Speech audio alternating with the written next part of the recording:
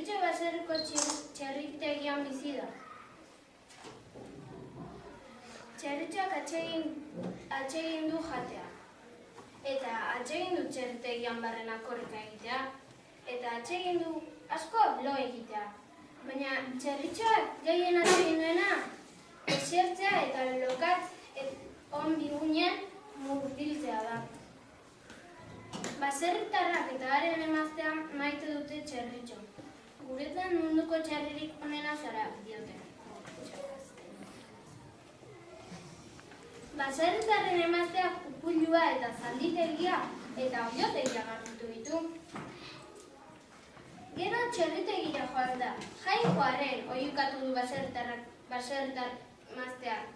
Hau baserriko tokirik zikinena da. Beraz, txerritegia garbitza ekin dio, eta txerria bera ere bainatu du.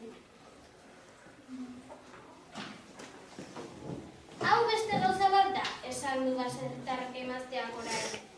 Orain dena dago garbi eta diztiratu. Non dago nire lokatz on bigunean?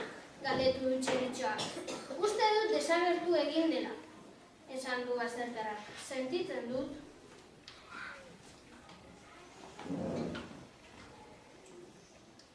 Txerritxoa atsekabetua baina areago haserre dago.